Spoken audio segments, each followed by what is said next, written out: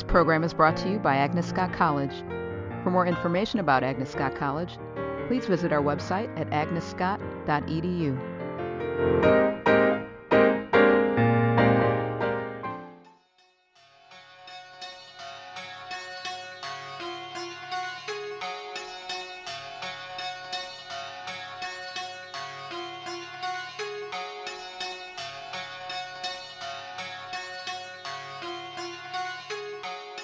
This lecture is named for Joseph R. Gladden, Jr., who served as chair of Agnes Scott College's Board of Trustees from 1992 to 2002. Before we begin, I'd just like to ask everybody, which I did this just a minute ago, if you can just make sure that you silence or turn off all your phones and Blackberries and pagers. So let's just take a moment to do that. Each year, the Gladden Public Lecture Award is given to a member of our faculty whose scholarly activities are especially noteworthy. The Agnes Scott College Board of Trustees established the award in honor of Joe Gladden's 10 years of outstanding service as chair of our Board of Trustees. Joe Gladden assumed the position of board chair during some of the college's most turbulent times. He provided strong and steady leadership that enabled Agnes Scott to weather a difficult time of transition, helped to recruit President Mary Brown Bullock, and in partnership with President Bullock, led the college during an extraordinary decade of growth and success, the marks of which are visible all around us in state-of-the-art buildings, an expanded and diversified student body, and a community revitalized with renewed energy in our mission to educate women to think deeply, live honorably, and engage the social and intellectual challenges of our times. Now, I'm delighted that Joe and his wife, Sally Bynum Gladden, who is a member of the great Agnes Scott College class of 1965, are here with us. And in fact, we have a veritable Gladden family reunion with us. So first of all, I'd like to ask Joe and Sally if they would stand so that we can recognize and thank them.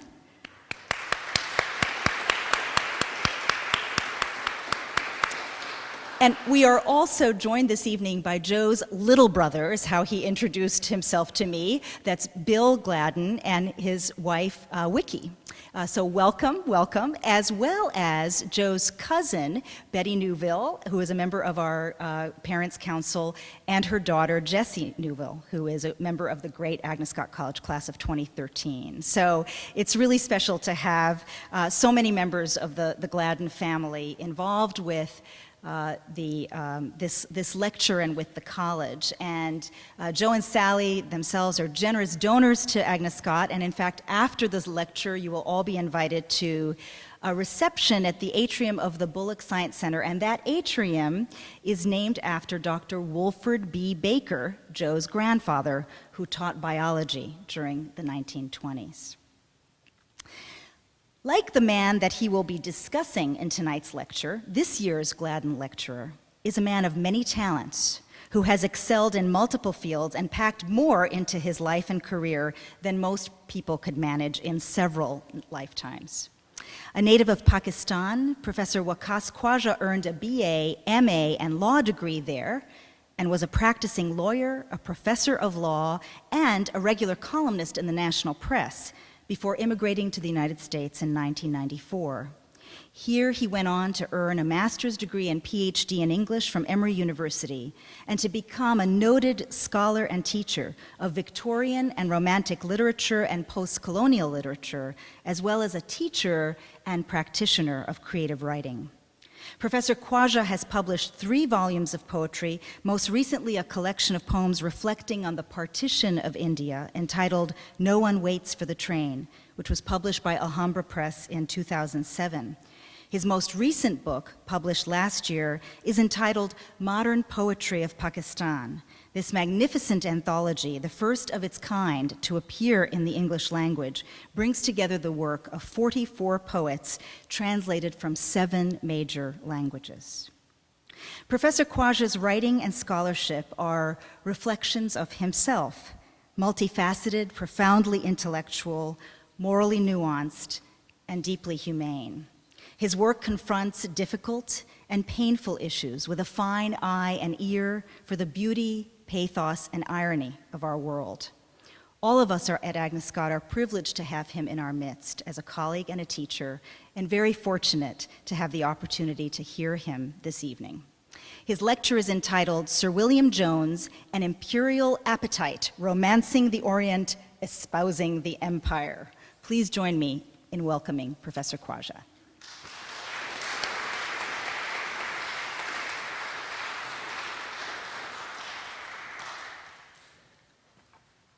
Thank you very much, President Kish. This was a very flattering introduction. I hardly recognized who you were talking about. But thanks a lot. Thanks also to the Gladden family and Joe in particular for establishing this award so that Agnes Scott faculty could present their scholarship before an Agnes Scott and a public audience once a year. I also thank all my friends, colleagues, and family that are here in the audience today. I appreciate your taking out time today to come here to listen to this lecture. I don't know if it's going to live up to what you're expecting, but we'll see. I also, before I begin, want to thank the many people in the library who helped me put together all the material here by providing books, by facilitating interlibrary loan. Debbie Adams was one of them, but all of them in the library actually provided immediate, efficient help. And I really need to thank all of them, Liz Bagley as well, for coming to my rescue again and again in an emergency, and so on. So thanks a lot, Liz, and thanks, Debbie. So my lecture is entitled Sir William Jones, An Imperial Appetite, Romancing the Orient, Espousing the Empire. And I'm going to start. Sir William Jones is something of a patron saint for Orientalists, especially if they are British and/or specialists in India, writes Thomas Troutman, who himself goes to great lengths to chart the multifaceted genius of this Welsh polymath. Not satisfied with enumerating his many skills and achievements as lawyer, judge, translator, founder of new fields of study like Indology and comparative linguistics, even to claiming that Jones invented Indian history, Troutman ventures in his commemorative essay, The Lives of William Jones, to speculate on Jones's might-have-been lives that seem to belong to an order of reality between what a person has actually done and what he has not done, a kind of potential between the actual existence and non-existence.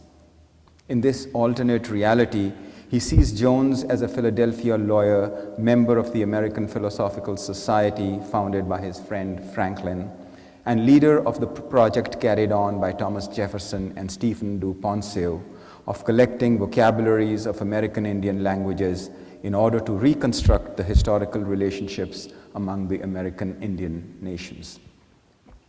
If this comes as close to deifying an individual without taking that tiny final step, it is only symptomatic of what most scholarship about Jones has been since the time of his death generally, steady, though admittedly small, but growing and with renewed interest since the publication of Edward Said's path-breaking study on Orientalism. The overpowering impulse in the scholarship of the last 20 years seems, at least in some quarters, to be not so much to meet Said's arguments as to resurrect the entire Orientalist project through what is seen as the exemplary life and work of Sir William Jones. To this end, critics go through most fantastical contortions of logic and reasoning in attempting to uphold the reputation of their subject, even as they profess their impartiality and disclaim any inclination to idealizing him. Indeed, Sir William Jones was a man of exceptional talents and accomplishments. Yet, only 30 years after his death in 1794, he was already relegated to virtual obscurity and neglect, from which he has only begun to emerge gradually since the 1950s. I will limit my discussion here to Jones's diverse and complicated contributions in the areas of British Romanticism, Indology, and comparative linguistics. I realize I may actually do just one of them, depending on the time, but this itself is a vast field, and investigate the subject from a post-colonial perspective. By contextualizing Jones's work against the backdrop of the empire, I hope to nuance the nature of his achievements and map the contradictory impulses that combine to drive this extraordinary man. Enlightenment ideas underscoring the central significance of reason postulated and endorsed both scientific method and its corollary of rational endeavor as the indispensable condition and insurance for individual and collective development in 18th century Europe, notably in France, England, and Germany. But their reverberations also spread across the Atlantic to the North American continent, primarily through Thomas Jefferson and Benjamin Franklin. Though the roots of this phenomena may be traced back to 17th century thinkers, Bacon, Locke, Descartes, and Pierre Bailly, and to the scientific discoveries of Sir Isaac Newton in Cambridge, its spread and practical consequences in the spheres of personal, social, and political life are best evidenced in the century following. This background, is everyone hearing this properly? Okay, I just wanted to make sure that my voice is carrying to the very back. The background is essential in understanding the personality and attitudes of William Jones and the nature and significance of his work in the area of Oriental studies and scholarship. It may be noted that he grew up during the watershed period when the medieval Gothic challenge and the first stirrings of Romanticism had already emerged in reaction to Enlightenment ideas. Jones thus, despite his rigorous training in classical languages and texts and his lifelong attachment to classical learning, acquired a mix of orientations from his environment. Just going to put up a picture of his so that we have some color here. If we can do that, there we are. Okay, black and white picture. Born in 1746, Jones had earned a formidable European reputation as a linguist, poet, translator, Orientalist, and jurist, even before he traveled to India in 1783. He had received a thorough grounding in classical literature and knew over 25 languages in all, 27 by some counts, 12 of which he had mastered to be so proficient in as to be able to speak them fluently and write them. Greek, Latin, French, Italian, Portuguese, Spanish, English, German, Persian, Turkish, Arabic, and Hebrew. His imitations of Greek and Latin writers were the envy of his school fellows and teachers, and the headmaster of Harrow was heard to say that Jones knew more Greek than himself. Jones learned Arabic from a Syrian named Mirza, whom he picked up in London and brought to Oxford at his own expense.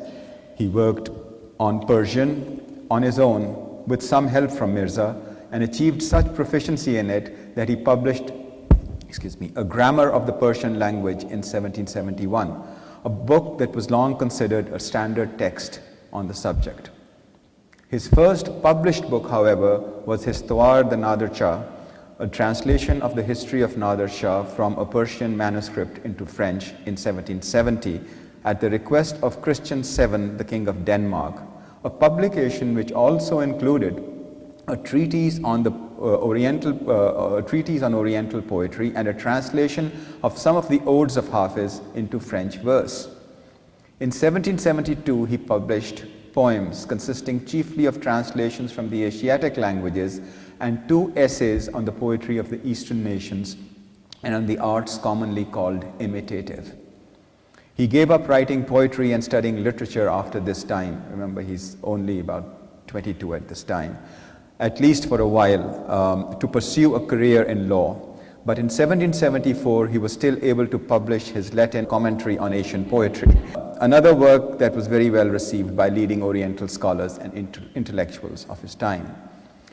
A great admirer of the art of oratory, he translated the speeches of Esaias on causes concerning the law of succession to property in Athens, and in 1781, his essay on the law of bailments, considered a minor legal classic, appeared in print to great acclaim. He had been campaigning for some years for appointment to a vacancy on the bench of the Calcutta Supreme Court, But given his liberal views and vocal opposition to the American war, the British government was reluctant to approve this.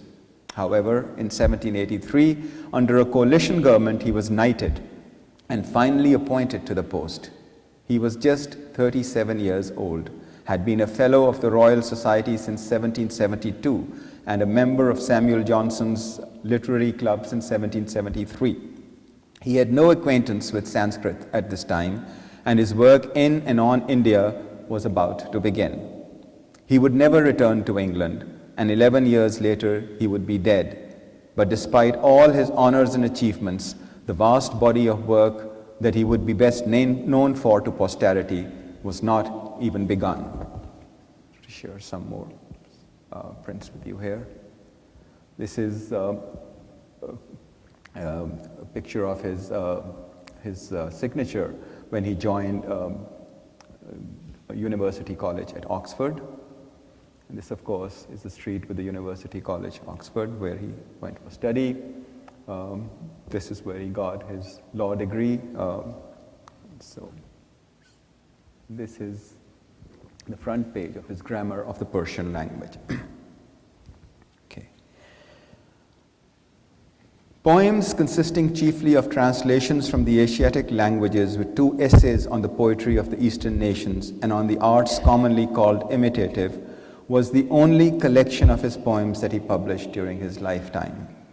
Among poetry modeled on Eastern and classical styles, loose renderings of poems, cento, and parody, it also included a Persian song of Hafiz, a translation of a ghazal by the celebrated Persian poet, which gained immense popularity and is reproduced in anthologies of 18th century verse to this day. In fact, I checked and it is included now in the Norton Anthology of Literature as well.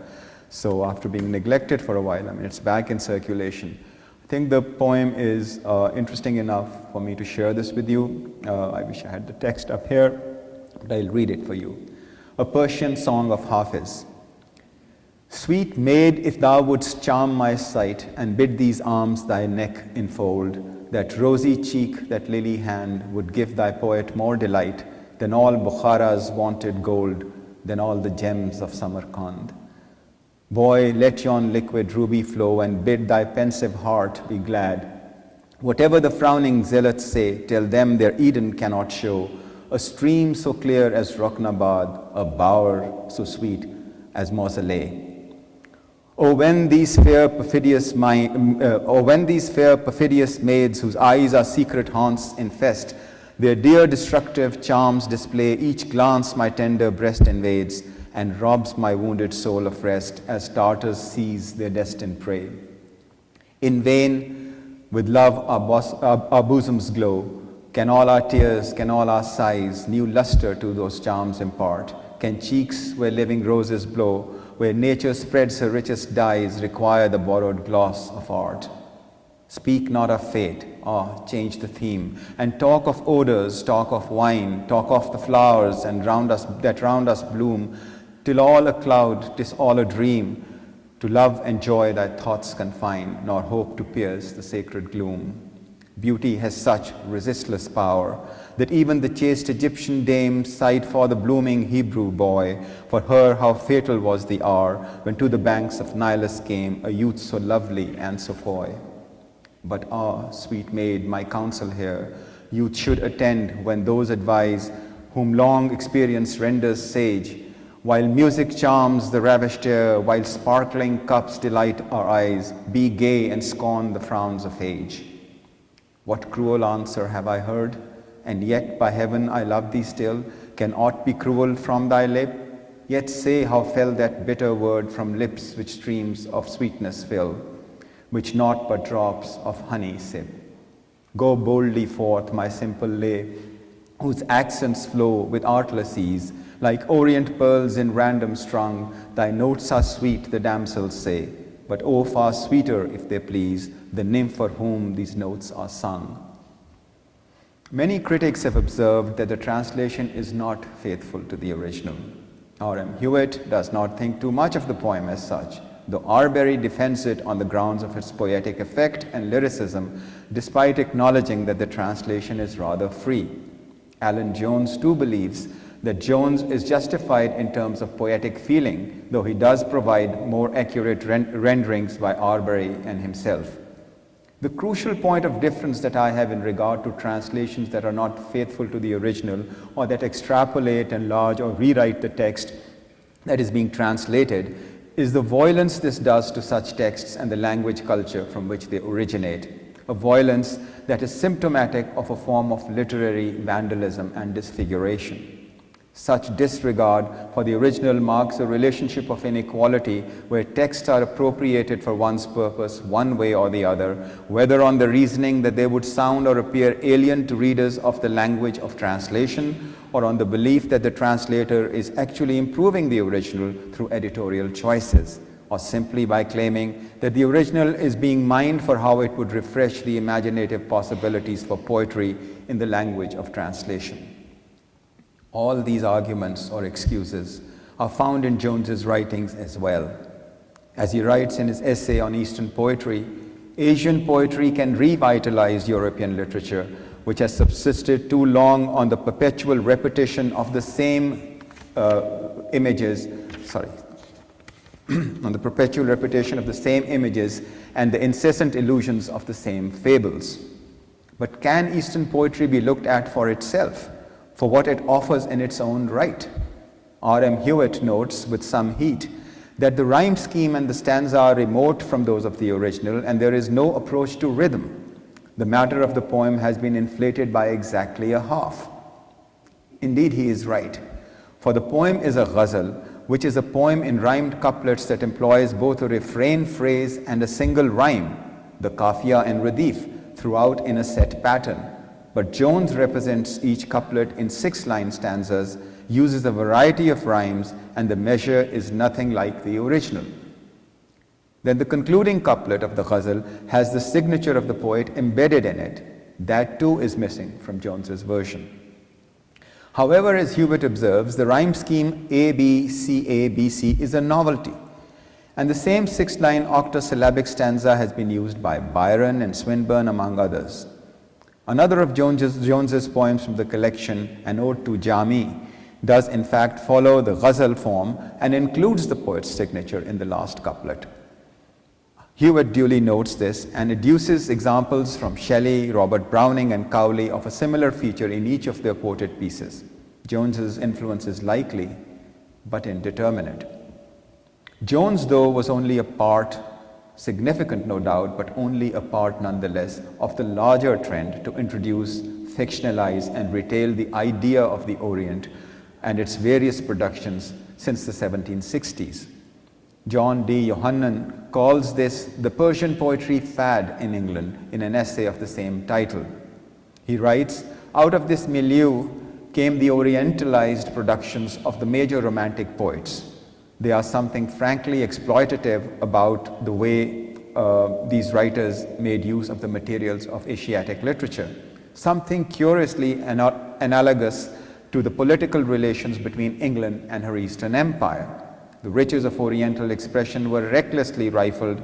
Much that was good was thrown away, and much that was trivial was overvalued. It is doubtful whether any of the Romantic poets who dabbled in Orientalia had a genuine sympathy with the materials they handled. Even Byron's fellow feeling for the people of the East was subject to quick cancellation. Certainly Southey and Landor were contemptuous of literature of Asia. The two essays were influential too, however. The first on Eastern poetry for introducing what Jones saw as the Oriental sensibility and strategies of writing to English readers, and the second on the arts commonly called imitative for marking a break from the Western or classical tradition of viewing poetry as an imitation of nature and redefining it as a strong and animated expression of human passions, a move in which critics like René Welleck, Mike Abrams, and V.D. Sola Pinto have noted the first clear formulation of a romantic view of poetry, focusing mainly on its expressive and lyrical modes. Summarizing Jones's contributions in his essay, Abrams writes, "There we find a conjunction of all the tendencies we have been tracing, the ideas drawn from Longinus, the old doctrine of poetic inspiration, recent theories of the emotional and imaginative origin of poetry, and a major emphasis on the lyric form and supposedly primitive and spontaneous poetry of Oriental nations. It was Jones's distinction, I think, to be the first writer in England to weave these threads into an explicit and orderly reformulation of the nature and criteria of poetry and of the poetic genres. Zach Sitter sees what he calls Jones's odd and heterogeneous book as an emblem of the mutually determining relationship between the discourses of Romanticism and Orientalism, and argues that Orientalism's implication in a seminal moment in the formulation of Romantic poetics is far from coincidental. He concludes by pointing out that Jones's essays denaturalize imitation as the inevitable foundation of all representation and localize it in time and space as a modern European aberration. But rather than exclude imitation from poetry altogether, Jones subordinates it within a hierarchy of aesthetic effects. The finest parts of poetry, music, and painting are expressive of the passions. I quote from William Jones. The finest parts of poetry, music, and painting are expressive of the passions and operate on our minds by sympathy. The inferior parts of them are descriptive of natural objects and affect us chiefly by substitution. Imitation, with its functional principle substitution, is a tolerated, if not integral, part of poetry. Tolerated as long as it is limited to outward form and does not address inner feeling. Jones's encounter with Eastern religious and literary texts, largely from India and Persia, but also from pre-Islamic Arabia, is directed by his attempt to understand them within the context of Enlightenment ideas, but with an awareness that they are already being challenged by early Romantic approaches and attitudes.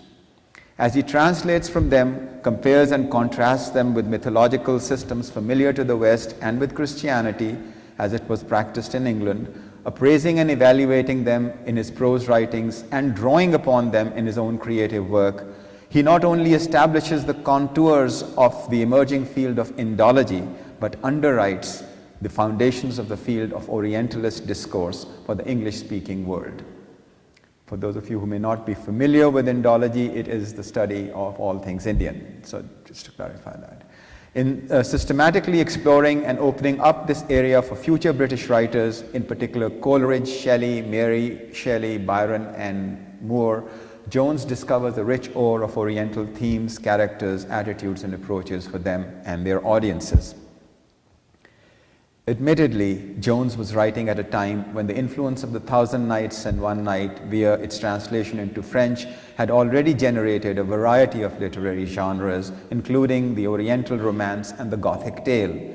But his serious consideration of the material he encountered from the East and the uncharacteristically capacious sympathy, aesthetic appreciation, and critical interest with which he approached it provided an impetus to the burgeoning Romantic movement in England by opening up fresh formal and thematic possibilities.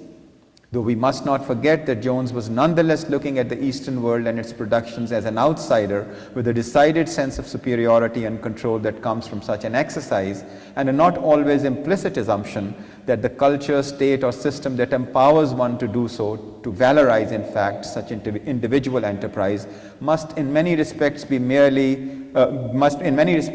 robustly independent and potentiating than the one that is subjected to investigation, analysis, and appraisal. Jones's qualified, though certainly in his view generous, appreciation of other systems of cultural, religious, and literary production help us to seize a unique period in imperial history when the empire had not yet learned too well to deploy Enlightenment ideals as mere tools for domination and rejection of non-European peoples. But such a course was intrinsic to this intellectual movement, and the process had already begun. It must be acknowledged that the Romantic project itself was far more complicated than the version of it retailed in schools, colleges, and British colonies for over 150 years exclusively, and for another 40 years since, with a bit more nuance, the Oriental and Orientalist influences on it still form a rare and tiny part of scholarly and pedagogical approaches. I refer to the general cartography of Romantic studies, which started with a focus on the glorification of 5 canonical male figures, Wordsworth, Coleridge, Byron, Shelley, and Keats, with Blake sometimes thrown in as an ill-adjusted, ill-fitting version of the species, and Burns given a step brotherly and now and then, nod now and then, and this seems to have remained the norm until the 1960s.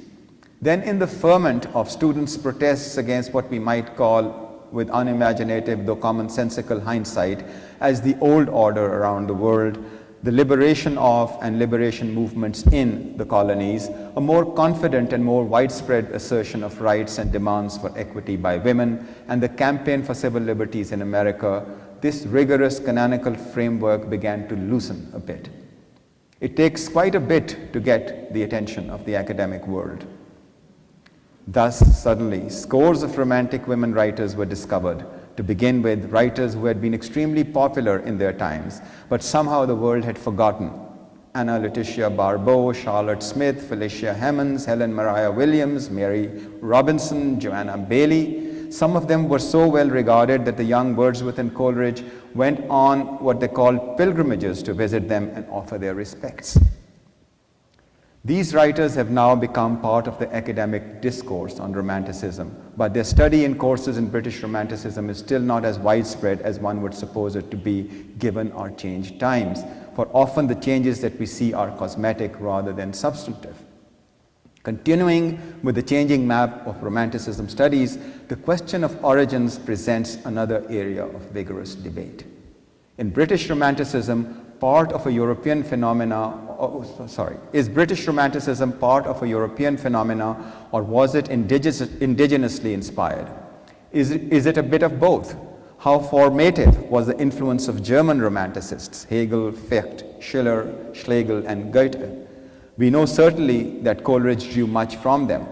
What about the Revolution in France and the writings of Rousseau, Chateaubriand, and others? Anglo-centric accounts tend to highlight the local roots of Romanticism in English predecessors like Cooper, Joseph Warton, and Gray. But female poets like Anna Barbeau, Helen Maria Williams, and Charlotte Smith, among others, would also today be included, and in the writings of Scottish writers James Macpherson and his Ocean poems, Burns, Sir Walter Scott, and so on. But influences of the East are often forgotten. To this day, it would be the exception to find a course that seriously engages with these influences, and yet almost all the British Romantic writers, male and female, wrote on or drew from Oriental themes and subjects in their writings. But this is not the place to go into the subject. What is to be noted is A, that the influence that William Jones, as Oriental Jones, as he was called, had on the course of the Romantic movement, and B, that the rebellious, transgressive, liberty-loving Romantics were also deeply implicated in the project of imperialism, a fact that is also too often forgotten. William Jones combines in his writing and personality this duality of romanticism and imperialism, whereas he professes to love liberty and individual freedom, believing that all good government is based on the consent and participation of the governed. His all does not include the people living in the colonies, particularly the colonies of the East. He's not talking about the American colonies, where he supported the American move for independence. In a letter to a Virginia diplomat, Arthur Lee, Jones writes, and I quote, "I shall never cease thinking that rational liberty makes men virtuous, and virtue happy, wishing therefore ardently for universal liberty. But your observation on the Hindus is too just. They are incapable of civil liberty. Few of them have any idea of it, and those who have do not wish it. They must, I deplore the evil, but know the necessity of it, they must be ruled by an absolute power. And I feel my pain much alleviated by knowing the natives themselves, as well as from observation, that they are happier under us than they were or could have been under the sultans of Delhi or petty rajas." This is from his letter. Michael J. Franklin, who has made strenuous efforts to bring Jones and his ideas into academic discourse, writes that there certainly were natives of India who felt this way, and lamenting that such voices have not left many records, mentions Budhev Makhopade, a Bengali Brahmin who actually took the initiative in this regard by publishing essays in a collection titled The 19th Purana. Franklin goes on to say, or quote from it, "Respect for traditional customs, a legal system based on indigenous codes of law, undisturbed inheritance, freedom from invasion, security, a disciplined and impartial administration." These were some of the benefits Budhev associated with the Orientalist policies of the East India Company. Neither were commercial profit-driven motives counterproductive to Indian integration, as only a prosperous India would be of benefit to England. This is crucial. Only a prosperous India would be of benefit to England. It is dangerous, notes Franklin, to impose a 20th century post-colonial sensitivity, like myself, upon an earlier age. A species of historicism and relativism had and has to operate. This is a little ingenuous, for before Jones moved to India to be a judge of the Supreme Court in Calcutta, he was, as a Welsh lawyer on the circuit, fighting with the British establishment for the rights of Welsh peasants and generally promoting the Enlightenment ideals of reason, rational endeavor, and participation of the people in their own governance through individual consent based on self-interest and active engagement with the institutions of government. As Locke says, and Jones, like other Enlightenment thinkers, learned this lesson by heart, I quote, "Government was voluntarily established by free individuals through a willful act of contract. Individuals rationally consented to limit their own freedom and to obey civil authority in order to have public protection of their natural rights," unquote. Individuals are recognized to have also the rights to pursue their own self-interest in a free and voluntary market in the economic sphere. What was different in India that all this was to be put away when dealing with the population there? What was it that made Jones write to Burke from India in a 23-point document entitled The Best Practicable System of Judicature in 1784 that, again I quote, "a system of liberty forced upon a people invincibly attached to opposite habits would in truth be a system of cruel tyranny," unquote.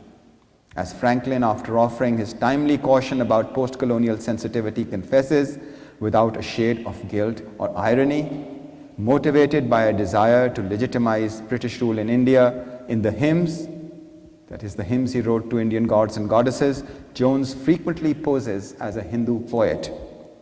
In a hymn to Ganga, he explains in his prefacing argument, it is feigned to be the work of a Brahmin in an early age of Hindu antiquity, who by a prophetical spirit discerns the toleration and equality of the British government and concludes with a prayer for its peaceful duration under good laws well administered. And here is a quote from the last stanza of a hymn to Ganga. "What name, sweet bride, will best allure the sacred air and give the honor due? Vishnupedi, mild Bhishmasu, sweet Suran-naga, Trishorta pure. By that I call, its power confess, with growing gifts thy suppliants, who with all sails in many a light-oared boat on thy jasper bosom float, nor frown, dear goddess, on a peerless race, with a liberal heart and martial grace, wafted from colder isles remote, as they preserve our laws and bid our terror cease. So be their darling laws preserved in wealth, in joy, in peace."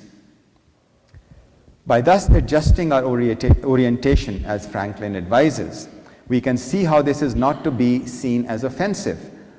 It is not meant to be so, and actually is a manifestation of the appropriating despot's benevolence.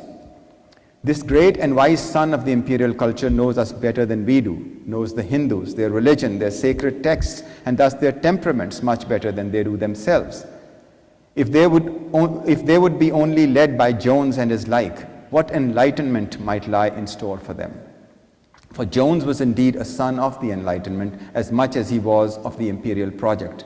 So he can write without a shade of conscious condescension that Asian poetry can revitalize European literature, which has subsisted too long on the perpetual repetition of the same images and the incessant illusions of the same fables, in the same breath as he can say, I quote, "The Indians are soft and voluptuous, but artful and insincere, at least to the Europeans, whom, to say the truth, they have had no great reason to admire for the opposite virtues, but they are fond of poetry, which they have learned from the Persians," unquote. He has no less than a complimentary view of the Persians, of whom he says, he has a no less than complimentary view of the Persians, of whom he says, and I quote, "But the general character of the nation is that softness and love of pleasure, that indolence and effeminacy, which have made them an easy prey to all the western and northern swarms that have from time to time invaded them. Yet they are not wholly void of martial spirit, and if they are not naturally brave, they are at least extremely docile, and might, with proper discipline, be made excellent soldiers," unquote. Thus, comparing Firdausi, the Persian poet, to Homer, he writes, "I am far from pretending to assert that the poet of Persia is equal to that of Greece, but there is a very great resemblance between the works of those two extraordinary men. Both drew their images from nature herself without catching them only by reflection, and painting in the manner of the modern poets, the likeness of a likeness," unquote. This hesitation, slippage, and reluctance is symptomatic of the imperial affliction and offers an opportunity of exploration all its own.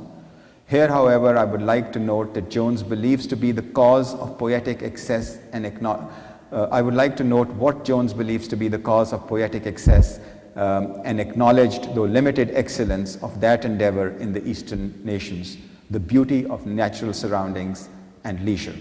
He starts his essay on the poetry of Eastern nations with a eulogy to the natural beauties of Arabia, known to the Asiatics, as he calls them, by the name of Yemen, the Happy Valley, and of Kashmir, and argues that it is the mild and pleasant climate, as well as the surroundings, spice trees and balsamic plants, that give a real perfume to the air, that may be the cause of the poetic influence of the East. Quote, "Now it is certain that all poetry receives a very considerable ornament from the beauty of the natural images. But," he goes on to say, "we must not believe that the Arabian poetry can please only by its description of beauty, since the gloomy and terrible objects which produce the sublime when they are aptly described are nowhere more common than in the desert and stony Arabia.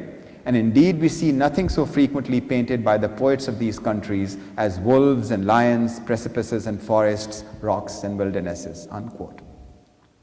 He proceeds to note the propriety of images to the peoples and manners, immediacy of experience, a reflection of the manners and customs of their ancestors, and an independence of spirit as other features that this poetry reflects. Together, we may find here the elements that came to be associated with the British Romantic writers as well, and is, of course, also known that not only were Jones's essays and poetic productions in circulation at the time, but writers like Moore, Beckford, Southey, Coleridge, the Shelleys, Byron, and others often reproduced his notes about India and Eastern culture in their works when it dealt with Oriental themes and characters. The idea of the poet as a person who secludes himself or herself to devote his or her life only to the art of writing or poetry also finds its articulation in Jones's essay. In speaking of the Persians, he writes, "But the greater part of them, in the short intervals of peace that they happen to enjoy, constantly sink into a state of inactivity and pass their lives in a pleasurable yet studious retirement. And this may be one reason why Persia has produced more writers of every kind, and chiefly poets, than all Europe together, since their way of life gives them leisure to pursue those arts which cannot be cultivated to advantage without the greatest calmness and serenity of mind," unquote. Rather a large statement. It must be remembered, though, that Jones had never visited Persia or Arabia. His knowledge of these areas was based only on texts that he read and on hearsay. His depiction of Yemen and Arabia in his essay on Eastern poetry as cool, peaceful, pastoral places that provide such a harmonious environment for natural poetry demonstrates considerable ignorance of the geography and climate of these regions. Alan Jones points out these shortcomings, even as he commends him for having the right sympathy and feeling for the poetry from the area. I quote, "He knew remarkably little about Arabia proper, and his grasp of Arabic was sound but hardly deep or wide. Moreover, Arabic was for Jones very much a dead language, no different from Latin or Greek, and later Sanskrit, we may add." He goes on, "Much remains to carp about, actual errors, the bucolic approach to the desert, but gradually I have come to view that overall these are minor flaws. What Jones displays is a sympathy or rather empathy with the poetry he is translating. This is something that has been lacking in most Orientalist approaches to Arabic poetry until quite recently." And this Alan Jones on Jones. I will conclude this part of the discussion with Jones's prose translation of a poem by a 12th century Persian poet Sadi from his collection Bostan, or the Garden, with the question, why are, as Jones thinks, such people incapable of governing themselves? And this is the prose translation of Sadi's poem. "I have heard that King Noshirwan, just before his death, spoke this to his son Hormuz: 'Be a guardian, my son, to the poor and helpless, and be not confined to the chains of thy own indolence. No one can be at ease in thy dominion while thou seekest only thy private rest and sayest it is enough. A wise man will not approve the shepherd who sleeps while the wolf is in the fold. Go, my son, protect thy weak and indigent people, since through them is the king raised to the diadem.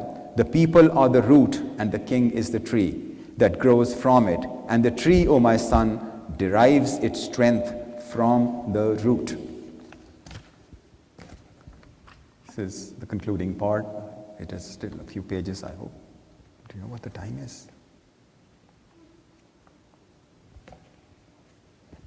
Okay, I can't hear you. All right, I'll just conclude this. Soon after he arrived in India, Jones set about making plans on how to engage himself profitably in this new environment, about which he was greatly excited. Having studied and admired Cicero since his early youth, he had made it his habit to utilize every minute of the day to the improvement of self and advancement of scholarship in the cause of the larger community. In March 1784, a 24-page pamphlet was printed in London, which included his discourse initiating the Asiatic Society, the hymn to Kamdev, or Kam, the Indian god of love, and a charge to the grand jury in Calcutta, where he had taken up the position of puisne judge of the Supreme Court. Fred Horner dissects this pamphlet project with evident relish. I quote Fred Horner here. "The genre of each project here, scholarship, history, poetry, imagination, and jurisprudence, systematic reason, fits the triad Jones explicitly endorses to legitimate and prioritize all his subsequent work in India. In the discourse, Jones describes the intended object of our inquiries by sketching the geography of Asia, analyzed by the triad of memory, reason, and imagination that Jones draws from Francis Bacon, and to which he claims in a later discourse, all the branches of human knowledge have been ingeniously reduced. A telling constriction that forecasts his later desire to digest Indian law, a reference here to his grand project of putting together a digest of Hindu law as well as the Muslim law. Moreover, as his later writing makes clear, Jones hierarchizes the triad, subordinating memory and especially imagination to reason, which he equates with the great system of British jurisprudence that reflects the system of the universe, just as contemporary judicial usage was presumed to articulate fundamental law in the time without personal intervention. In a later discourse, Jones declares that the advance of manly happiness is the true interest of scholars. The race of men cannot long be happy without virtue. We read that earlier, or nor actively virtuous without freedom, nor securely free without rational knowledge, and ends it by affirming the Enlightenment stereotype of the decided inferiority of most Asiatic nations. This is a quote from his 10th discourse. In his bold and path-breaking essay, A Tiger in the Brake, The Stealth of Reason in the Scholarship of Sir William Jones in India, Fred Honer draws attention to the conflation of the governing principle of reason and the governing power of political law and order. He maintains that in the scholarly and legal work of Sir William Jones in Calcutta, that power verges into poignance because Jones was genuinely devoted to both empire and to understanding Indian culture. It is a point many of Jones's critics miss entirely, and those who do not recognize it mention it only as a necessary historical condition that should not enter into any analysis and assessment of Jones's work and its or his complicity with the imperial project. Of course, there are many who still defend the empire, even in the face of the long nightmare of misery, confusion, and despair it has brought to the nominally free inhabitants of their former colonies, where the ruling elite still models itself on their past masters and continues to exploit the resources of their land and people by methods they have learned so well from their earlier masters. So Franklin can playfully write, I quote, "Jones had no intention of disorienting the Orient," unquote. The whole burden of the rhetoric of his hymns to Hindu deities emphasized the vision, as Franklin claims, of benign imperialism in an 18th century Whig version of Pax Britannica, unquote. Virtually no one, remarks P.J. Marshall, believed that the absolutes on which a purely British empire had been based, Protestant truth, free government, or the common law, had any application to India or the foreseeable future. The British must operate a despotism preserving laws and customs which had become adapted to the needs of Indians over centuries of slow evolution. Undue change would disorient a people who were entirely unready for it, unquote. What exactly was the problem with Jones's work in India then? For one, he treated India very much as dead on arrival. His interest lay in the past of India, in some idea of a classical age during which it flourished, but since which it had fallen into dereliction and decay. It is of course true that he had tremendous abilities and strength of character. They were all indeed at the service of the empire, and unfortunately divisive and distracting for the colonized. The Asiatic Society he established soon after his arrival in Calcutta has been hailed as a great institution of learning and scholarship, which reacquainted India with itself and its past. It institutionalized what has already become a rapidly growing interest of the British in India, its history and its beliefs and rituals. Zephaniah Howell, Alexander Dow, and Nathaniel Brassey Halhed and Wilkins, who in many ways were Jones's forerunners in the study of Indian materials, all made major contributions to the proceedings and researches of this society. A body of work was produced here that allowed England, through the East India Company, to better control its newly acquired territory. At this time, Bengal alone, the richest province in India, but soon their sway would be spread over other parts of the subcontinent. In bringing up the texts of the ancient past, invaluable no doubt, and foregrounding them as the only worthwhile productions of the region, contemporary practices, productions, and projects of the colonized people were cast as insignificant, unworthy of attention, and often wild and depraved. Religious, ethnic, and regional biases were discovered and fanned for political ends, which ultimately led to much strife and conflict within the country. Pertinently, the texts, documents, and knowledge from India's ancient past were appraised and organized through Western, classical, or Christian models, and so appropriated for imperial purposes, even as they were cut off from their originary roots and functions. The zeal to absorb everything Indian within a Western taxonomy and to reassemble it with Western epistemological categories and structures is most glaringly evident in Jones's 9 hymns to Hindu gods and goddesses, to which we have already adverted. It is something to be recognized that the fundamental problem with his presentation of the subject is his resolve to deny the vast antiquity of the narratives, mythology relating to the origin of these gods and goddesses, and an attempt to reduce and fit them within the Mosaic chronology. Jones proffers homage to Indian deities in hymns modeled on the classical form of the Pindaric ode to persuade submission and benign acceptance of the new order, the new British dispensation that the empire has put in place. Franklin calls this merely an acknowledgement of, I quote, a nexus of responsibilities not wholly dissimilar from what a century later became known as the white man's burden, unquote.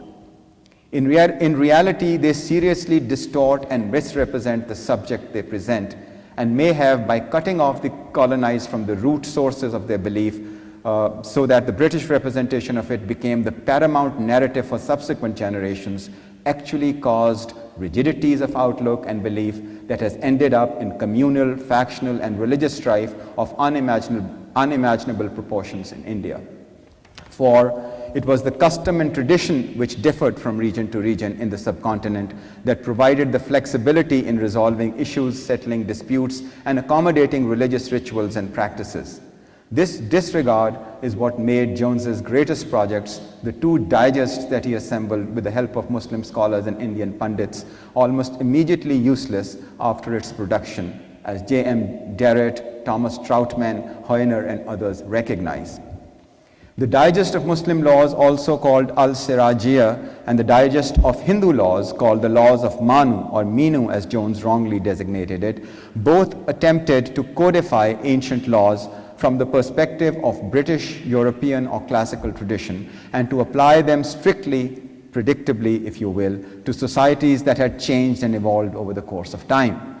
Local customs and traditions and byways had become integral to the application and dispensation of these laws. Codification immediately cut out the practical process of accommodation and flexibility. It was in the popular sphere that the devotional bhakti poets had emerged since the 12th century at least, and kept alive a culture of love, devotion, service to fellow human beings, and self-denial that was a significant aspect of Indian life. Jones never mentions that tradition in his writing, never writes about it, and has no use of it in the grander scheme of things. Troutman credits him with the foundation of what he calls New Orientalism, which is distinguished from the old in that it was based on the study of Sanskrit language and literature. Jones has two remarkable achievements in this sphere. He translated the plays of Kalidas, a 4th century playwright, most notably Shakuntala, which was to have such an influence on Goethe and the German Romanticists, and he advanced the idea of Indo-European family of languages. The latter is a matter of some controversy in that there were others before him who had offered this idea, but perhaps his was the most succinct and therefore gained great currency. But he came to it from what is a Bible-based two-race theory, which itself is subject to dispute. And once again, the attempt was to fit whatever was seen as different or strange into a familiar and acceptable mold. The objective, it appears, was to love the Orient to death, to absorb it completely, and recast it in the lover's image. Thank you.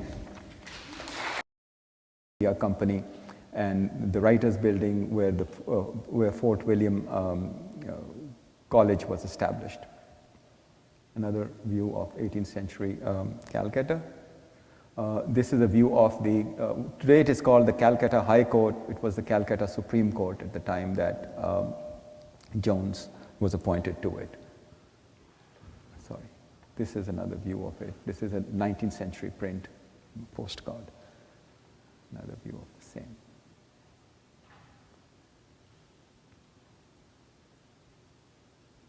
This is how it looks today, rather garishly painted red. This is Jones' various stages of his life. This is Sanskrit, for those of you who may be interested. This is the way the script looks. These are his. These are the images of the astrological planets and bodies that he made from Indian sources. Institutes of Hindu law, the ordinance of Manu, spells Minu here, menu here almost. So there we are. These are images from his odes to Indian gods and goddesses. This is his favorite lemur, a sketch that he made himself, and he was very distraught when he died. He also dabbled in botany and was familiar with at least the terms that were in currency at the time, and these are sketches that he made of Indian plants. He has written an essay on Indian plants as well. This is commemoration picture again. This is where he's buried at the far end, actually. That's his tomb. We'll see a closer picture of this. Here it is. This is the gravestone.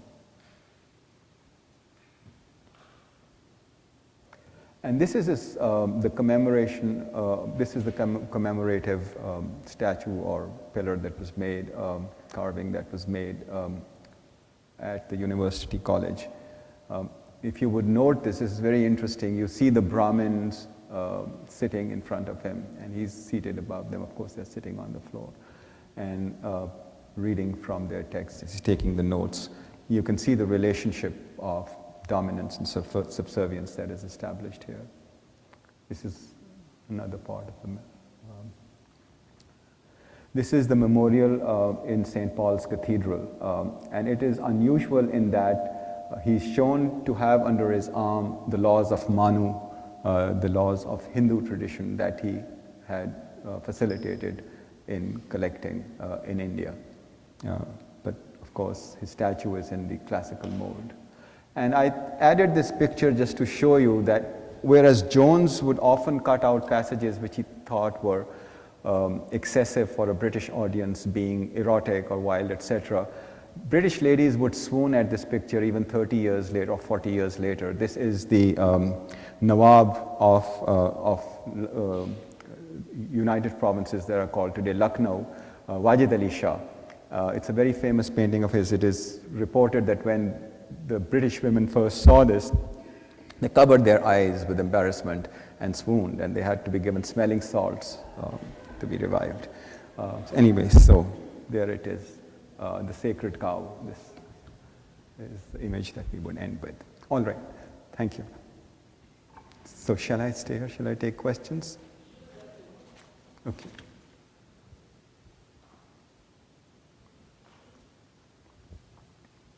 Yes.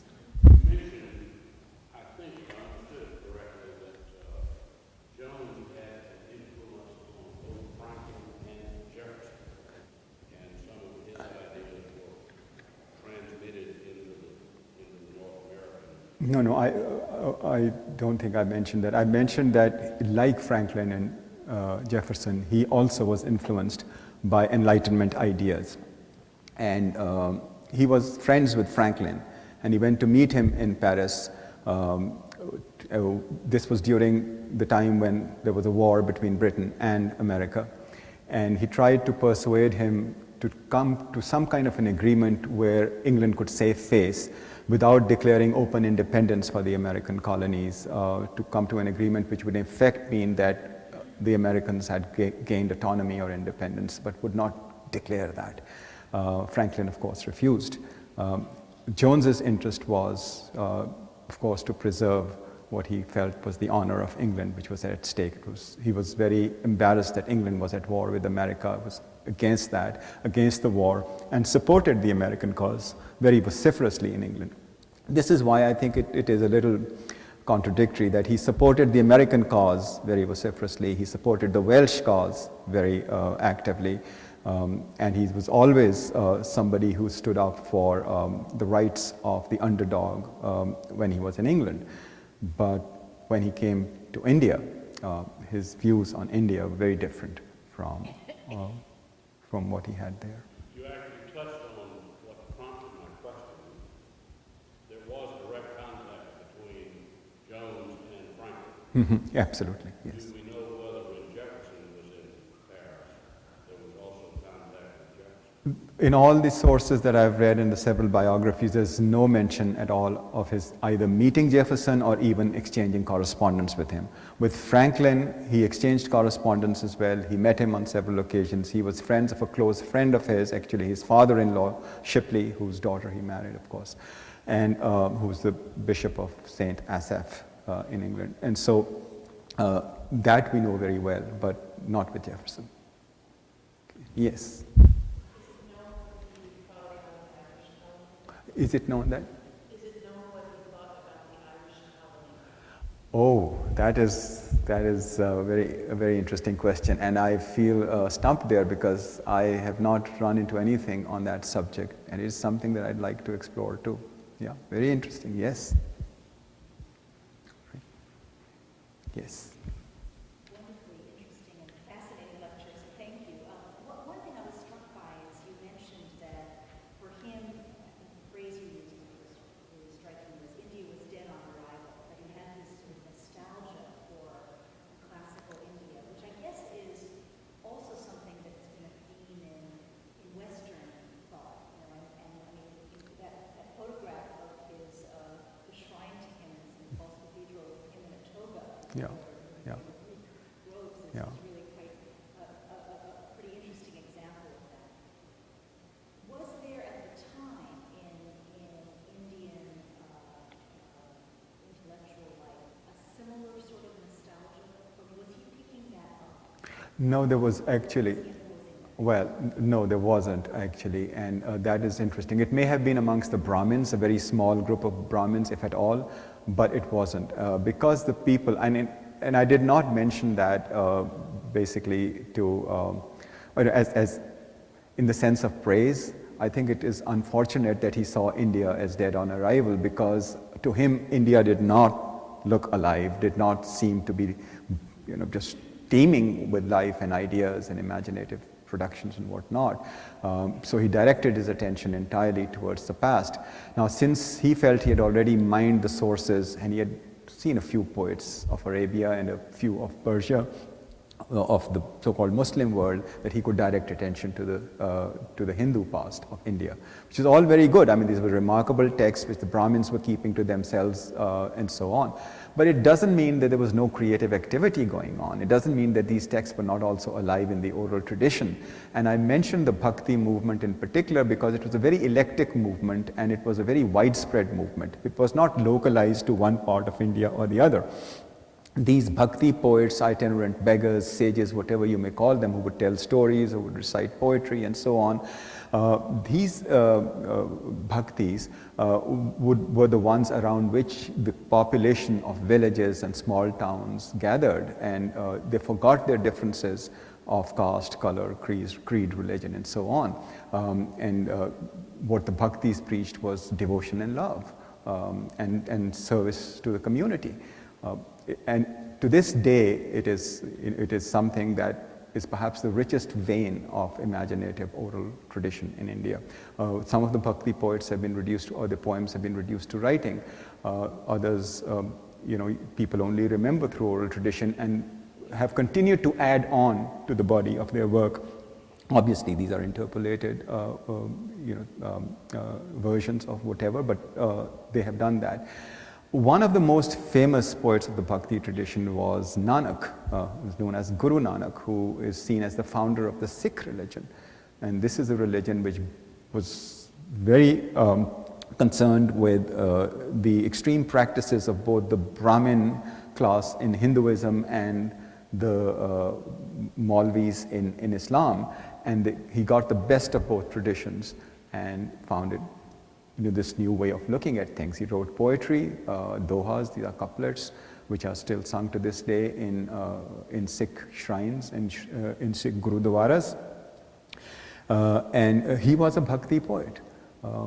And he, I think, lived in the late 14th century. Then you have somebody who lived in the 12th century, a Muslim called Baba Farid, who's also, it's actually the tradition of Punjabi poetry and Bhakti poetry starts from Baba Farid. He was the first known Punjabi poet that we have. And he also preached the same kind of ideas and values that Nanak preached. And I mention this because Nanak included about, well, in the holy book of the Sikhs, about a third of the verses that are included there are from Baba Farid, who was a Muslim. And then, the rest of them, or a third of them, are from Nanak, and then the others are from some of the other Bhakti poets like Kabir and all, but they're all there. So that's what I mean, this is only one tradition. There was a very, very active and effervescent tradition of poetry, of painting, of music, of architecture. This person that you see here actually Although he was a Nawab or a king of Lucknow, this person was a classical dancer, was a very accomplished classical dancer, a singer and a poet, and has written lyrics which are still sung to this day, both in India and Pakistan. He was removed from the throne because he was seen as corrupt by bringing in the arts and by actually practicing what were known as feminine arts and so on. And exiled in Bombay, in Mathia Burj.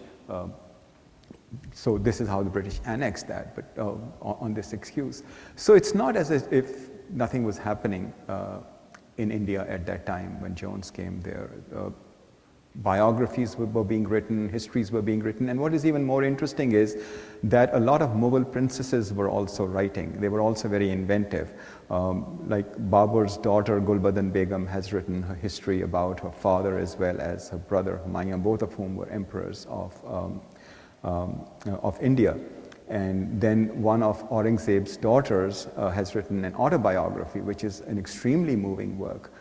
By, again, a female princess. And so it gives you an insight into a very different world that existed.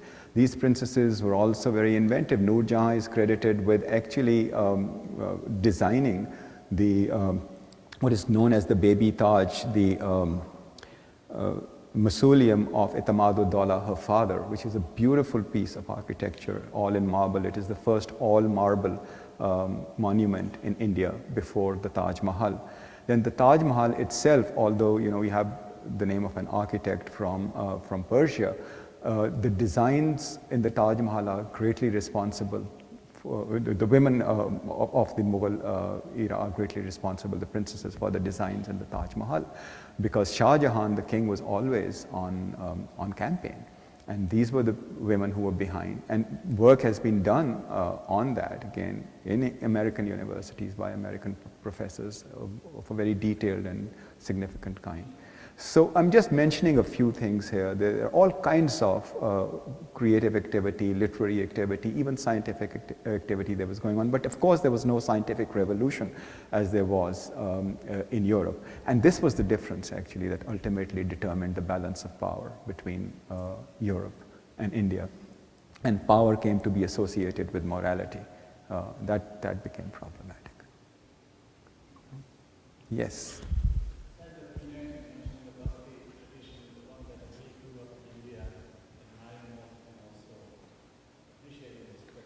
Kabir, Bhagat Kabir. I mentioned Kabir, yes. Yeah.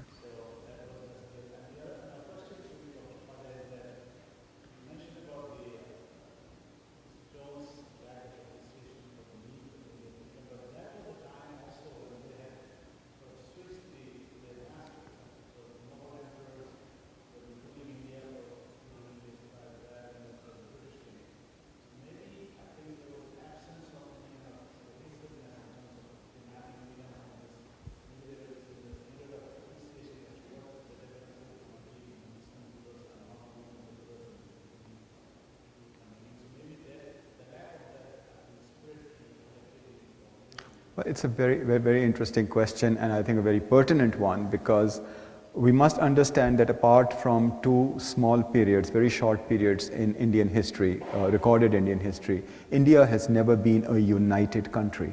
It was a brief period under Ashoka, about 300 BC or 200 and something, 50 BC, and then under Akbar, about 35 years of Akbar's rule. India was never a united country. The problem was that the Europeans, when they came to these colonies, they were looking at the power structure in these colonies from the point of view of European models. I mean, you had the idea of nationhood or the idea of an integrated country in Europe. Well, in India, it was very different. There's a thing known as negotiated sovereignty, and a lot of Indian historians have written about that. That in India, it was the practice of negotiated sovereignty that was at work, which meant that you paid a certain tribute to, let's say, the king in Delhi, even when that Delhi king was a very powerful and accomplished potentate. You just paid a tribute and then forgot about everything. You ran your state the way you wanted to run it, and without the interference of the so-called center, because there was no center. And this balance of power had to be delicately and constantly, vigilantly maintained. Yes, the Mughals ultimately, after Aurangzeb, showed an absolute dereliction of responsibility for the country. But the Mughals were not the only rulers of that country. There were other Rajas, there were other kings, and in their areas were doing pretty well. Now we get one narrative from a people who came there and conquered a part of that territory. That narrative, and that was one of the points I was making, that narrative has become standard narrative for our educated people as well. When we go to schools in India or Pakistan or Bangladesh, we read the books by people like Jones. We read the books by the English. We go to British established schools. And we have become more and more sort of detached from and alienated from our own history. And I'm not saying it was a utopian period at all. It wasn't. There were problems, but there were problems in England. So if there are problems in a country that gives the right to people from another country to go there and correct that, we don't seem to have moved away from that point of view even after the lessons of history over 200 odd years, or perhaps over several thousand years, I should say. Okay, anyone else? Okay, thank you very much. Thank you so much. Thank you.